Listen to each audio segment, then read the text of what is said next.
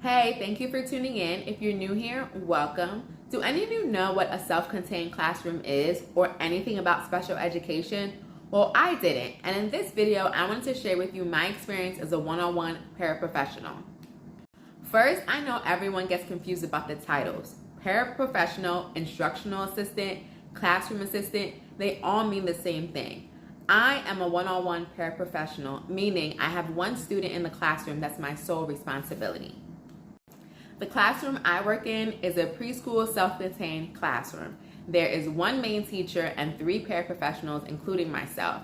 As of right now, we have 9 children, and all of them are nonverbal. Some of them say a few words, but majority of them do not speak, and they are between 3 and 4 years old.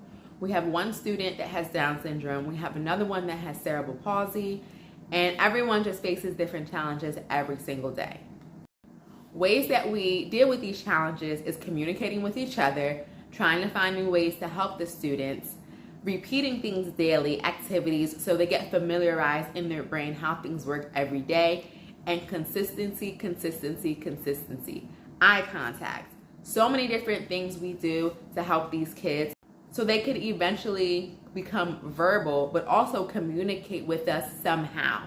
We have these books that have like Velcro pictures. So some of the students will go up and pick a Velcro picture and show us what they want. So any way we can communicate with them is better for us and better for them, so they don't get frustrated, they don't have temper tantrums, they scream, none of that will happen. Every day is a challenge, right? With any student, with any child, every day is a challenge. So like I mentioned, there are 3 paraprofessionals in the classroom. We have runners, we have kids that bite, we have kids that don't walk. There's so many challenges and what's going on, and they're running 5 different directions. When I first started this position, I thought 4 adults in the classroom was too many. I will be honest with you. I thought that was too many adults. I'm not gonna have any space. I'm not gonna have any time to just chill because it's too many adults, too many kids, and not enough kids actually. I thought it was too many adults. But when I got inside the classroom, I was like, wow, this is needed. This many paras in this classroom is needed. So that opened my eyes to know what the classroom is.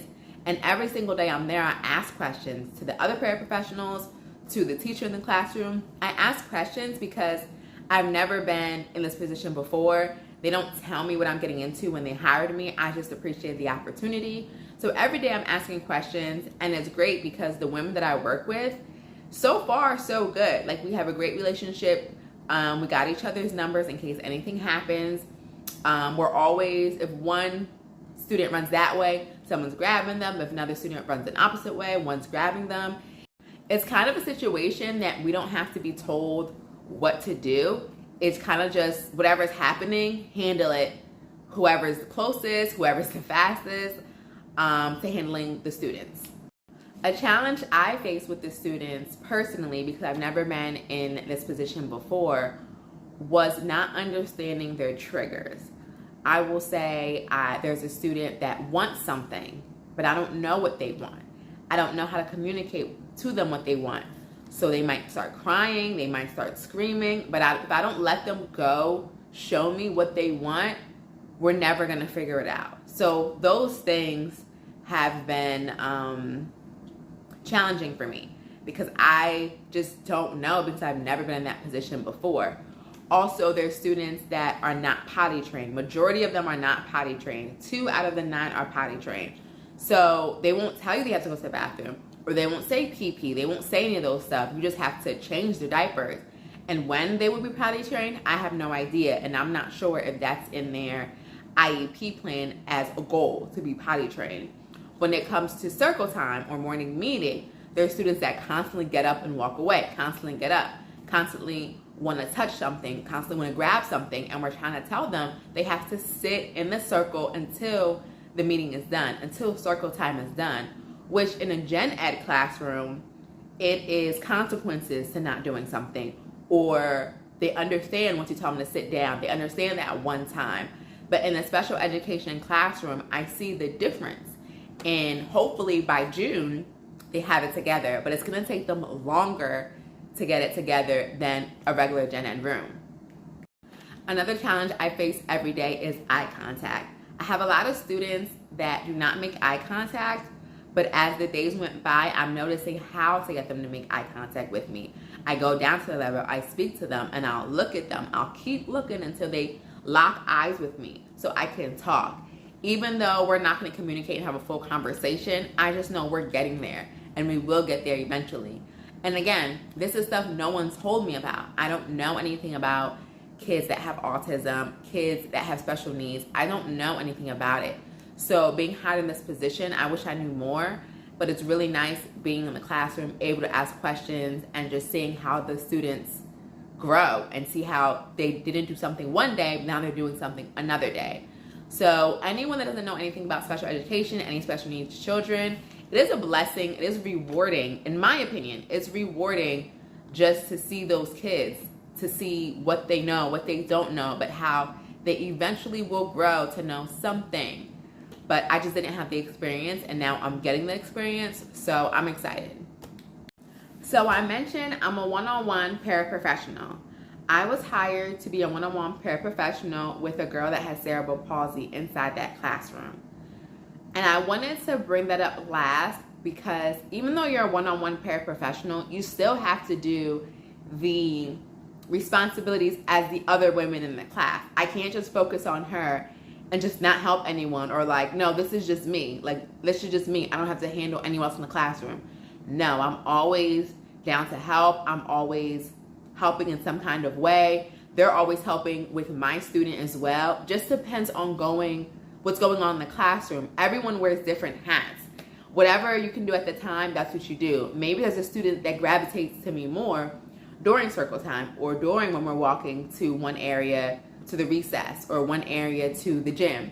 So whatever, if that student's gravitating to me, we're not going to let them have a temper tantrum because they want to do something else, or because they're technically not my one-on-one student. No, we all wear multiple hats. So I just wanted to express that first. So my one-on-one student has cerebral palsy, and I was not notified about this prior to starting the position. I want to let that be known. I was not notified. I just knew I had a one-on-one student in a self-contained room. So that could have meant anything. So my first days at the professional development days prior to the students coming in, the teacher mentioned to me the girl's name, and she's great, and this and that. So I asked her questions, like, what does she have? She told me she has cerebral palsy. She does not walk. I would have to diaper change her. Just little things that I didn't know, but I signed the contract. I knew the salary I was getting. I was down for whatever. But I wish I knew more things, because if I'm going to be with a student for 9 months, I want to do the best that I can. So she came in. I did meet the parent. It wasn't anything detailed. They were just meeting her, letting her know I was her one-on-one, and that was it. So every day is a new challenge. She does not walk. She can take a few steps when you assist her, but she has braces on her legs. I do change her diaper. She's nonverbal. She's very stiff. Just so many things I learned about cerebral palsy in this past month because of YouTube, because of Google, because of so many different websites. It had nothing to do with the school teaching me these things. So as the day goes by, I know what she can do and what she can't do. And it's great because when she does accomplish something, it makes me feel good. It makes the other teachers feel good. Just know that she's progressing. An example I want to give is at recess, I would always push her down the slide. I would put her on the slide and push her down. So I was doing all the movements for her. So one of the days last week, I decided to put her on the slide and leave her.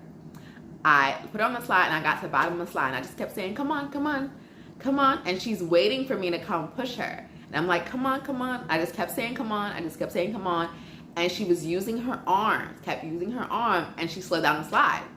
And to that one time last week, she does it every day. She pushes herself. She pulls herself down the slide. And that was rewarding for me. It made me feel like, wow, I did something today. I encouraged her to go down a slide. But again, no one's telling me where she needs to be in life. No one's telling me the muscle group she can use. And that's frustrating me. I will say there's an OT that comes in, an occupational therapist, and there's also a physical therapist that comes in. But they only come in 1 day a week for 30 minutes. And I just think that's not enough. Now, her parents do have other physical therapists outside of school, which is amazing. It's great. But in school, 30 minutes a day for out of the whole week, I'm just like, what else can I do to help her? So I'm always YouTubing. I'm always finding things to do to help this child. The one day, her occupational therapist was teaching her how to use the fork. Teaching how to use the fork. Her parent knows that they come in Tuesdays at this time. So she would always bring her spoon-fed things or like things with a fork. So what I decided to do was every single day, I have her eat a fork at lunch. I'm not gonna wait till next Tuesday for her to practice again. I'm doing it every day because the more I do it, when OT does come, she'll get even better. I'm just assisting during that time that OT's not there. That also goes in with her walking. PT comes in once a week for 30 minutes and in my opinion doesn't do as much. I'm not a doctor. I don't have that degree, so I don't want to bring anyone down that does PT. I don't want to bring down the PT person. I'm sure she's great. I'm sure she has many other patients. But I just want to know, what can I do the other 4 days a week you're not here to help her walk eventually if she can? What can I do? So that's my challenge every day. I'm always trying to see what more I can do with her with the time I have. I didn't want to make this video too long. I just wanted to share with you my experience as a one-on-one paraprofessional. Overall, I think it's great. I love it. I think it's a rewarding position. Being with these little 3 and 4-year-olds, I love it. I love kids.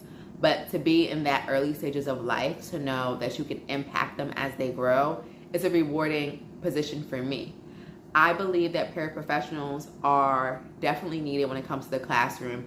I don't realize how much they are needed until I see classrooms like this and I'm actually in it every single day and I see it. Because the teacher, she cannot run all these kids by herself. She cannot do it with just one paraprofessional. She needs 3 paraprofessionals. Like, I see that. I see that when we're at recess and you have 3 kids running 3 different directions. You have one kid literally eating dirt. Like, you need your eyes everywhere to see these kids. And it's nice being in the position because I never knew this about special needs students. I never knew this about being a self-contained room or anything that has to deal with this community. So thank you for tuning in again today. If you like this video, please don't forget to hit the like button and subscribe. If you have any questions or comments or want me to give you further information about my experience, please don't hesitate to leave a comment below and I'll see you next time.